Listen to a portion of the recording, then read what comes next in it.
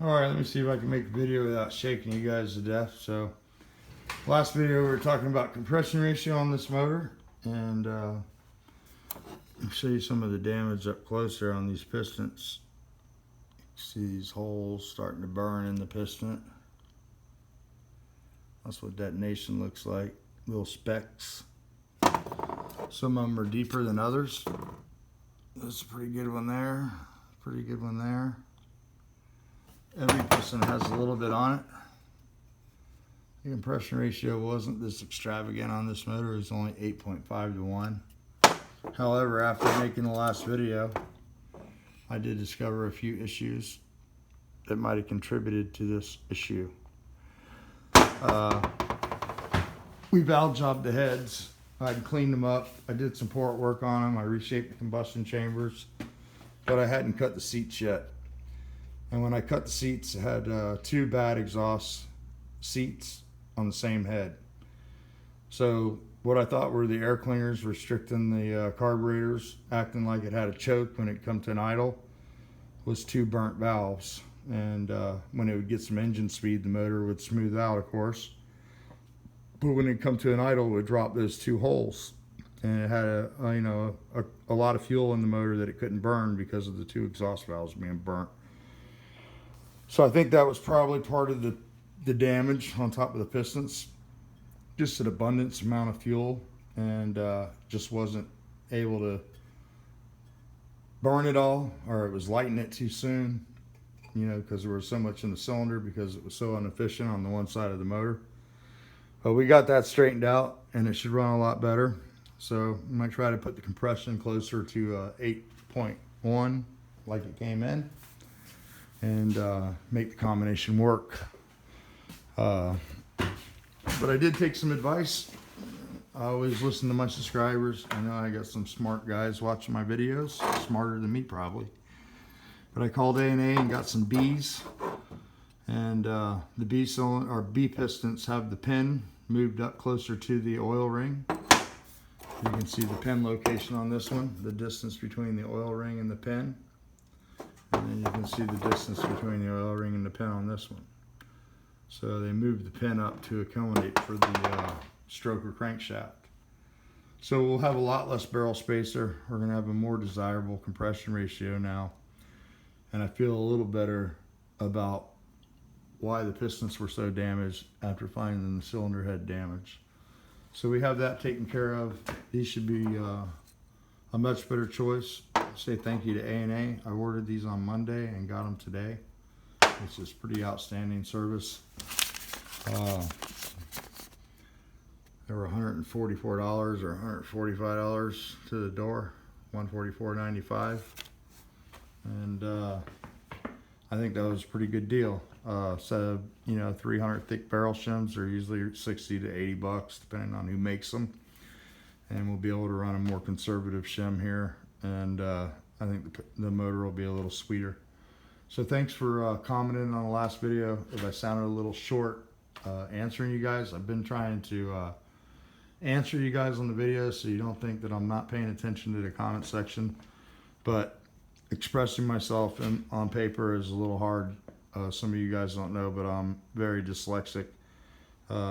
So you can always get a better answer in person if you're local. I'd be glad to talk motors with you. You're always welcome to come by, and I can show you what I'm doing. I have run a lot of deck hype in the past though, and had really good luck with it.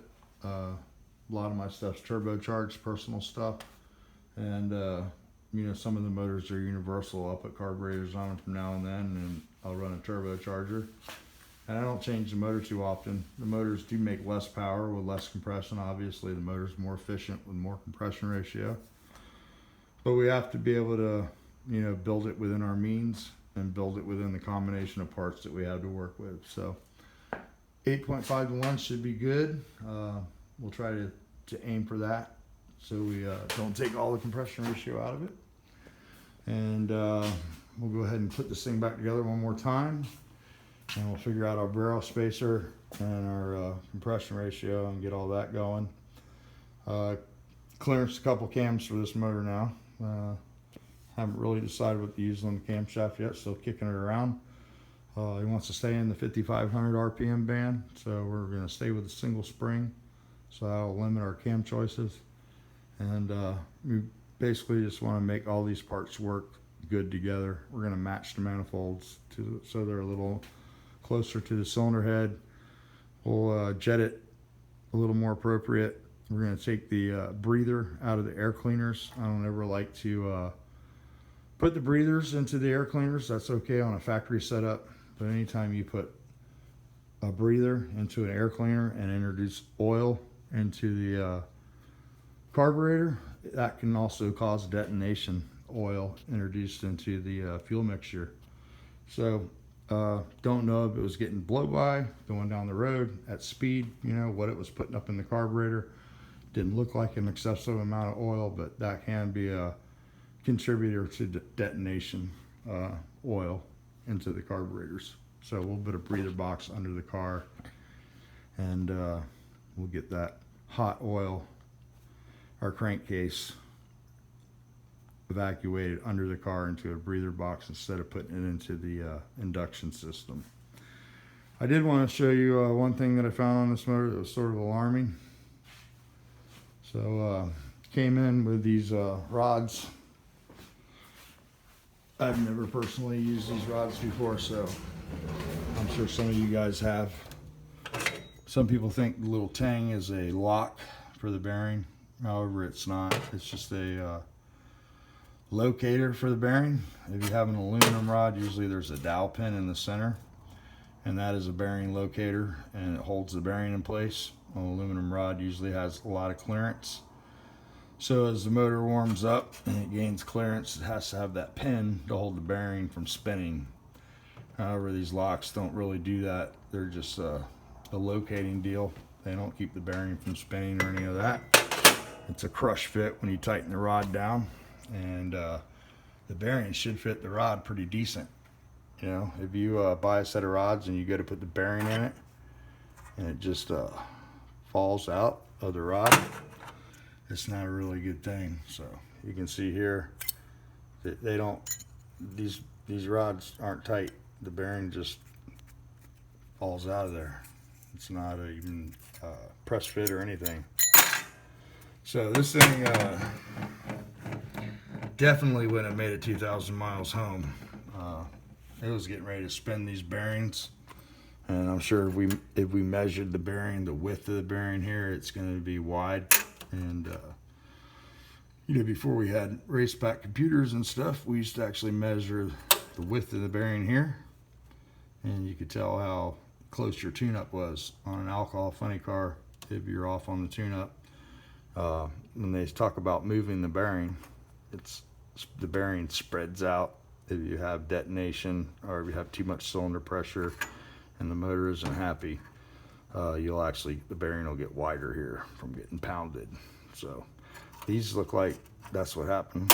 Not a bad bearing. They have Loctite on the rod nuts. Used to do that when I was younger. I don't do that anymore. Loctite is very porous. It's very hard. And there was a piece trapped in this rod bearing when I took it apart. You can see the scoring there. It's not showing up really good, but there's a line in this one all the way around. And there was a little piece of the Loctite that they had on the rod nuts. Motor oils go on the rod nuts. You know, you get a good torque that way. You get a good torque reading, and it's much better than the Loctite. Loctite's not going to hold the nut on. The bolt's torqued properly, and it has the proper stretch applied to it. The stretch of the bolt is what gives you the clamping. The nut coming loose would be from the bolt not being torqued properly. The other thing that they had on these, every nut was upside down. They have the little washer built into the nut on these, and they had them turned upside down. So that might be a trick, I don't know. Not something I would do, and I wouldn't recommend these rods. I thought they were cast, but they seem to be forged. They have a fairly big casting line on them. Normally cast parts have a thinner line, and the forged parts have a fatter line. So they are forged, but they're not holding the bearing. And Not just one of them, it's all of them. You can see I can push the bearing out with a rod bolted together here, watch. So let's see, you can see the bearing moving in here. Look at that. That's no bueno. Shouldn't be able to move the bearing around when the rod two pass are put together. So this baby here was getting ready to spin these bearings. I don't know if that was a detonation issue, or if it was a torque issue, or what the deal, or if it's just a rod failure. But these were definitely on their way out. So that's why I'm a little crazy about parts, you know. You can skimp on some stuff, but connecting rods sort of have to be halfway decent, you know. They're doing some work. I guess the only busier thing in the motor would be the valve spring. So that's what's going on. I wanted to give you guys a little update. Thank you for leaving your comments on the last video. We do a drawing on the engine math thing. We'll have to do it all over now. But anyway, I always like when you guys put your comments down there. I go read them all, and don't always have the most constructive answer for you, but I do appreciate the comments and the interaction on the channel. And one thing cool about my channel is it doesn't seem like people get crazy in the comment section, and that's one of the reasons I don't get into chat rooms or go on Samba, because those guys seem to get pretty opinionated and they start fighting with each other, and yeah, you don't learn anything from that. Some of you guys had a really good suggestion about changing the piston. I took your advice, and it's going to be a better motor for it, you know. So it's always good to put comments down there. Constructive comments are appreciated. And if some of you again took my answers wrong, please don't. I do appreciate you guys comment, and I do value all my subscribers. So that's what's going on with this.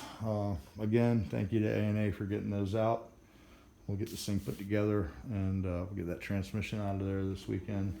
I got the car in the shop. Some of you guys wanted a shop tour. The shop's a little dirty, a little crowded. I'm working on it. Got the Ventura over here. I've been working on this.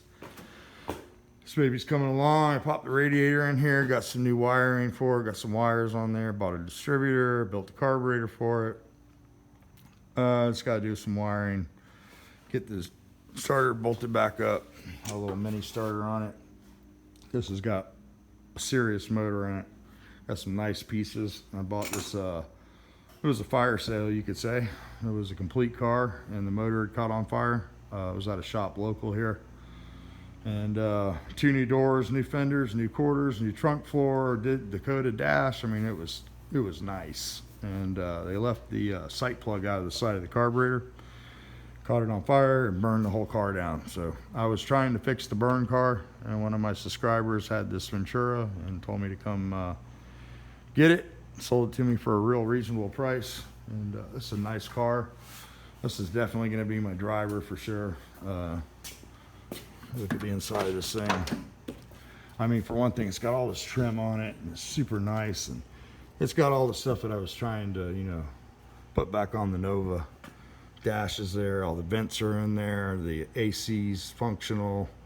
It's got a radio in there. It's got the shifter still installed. It's got a Pontiac Motor Division steering wheel. It's got nice door panels. Needs a headliner. The floors are solid, but this will be a nice car if I can get off my butt and get it finished.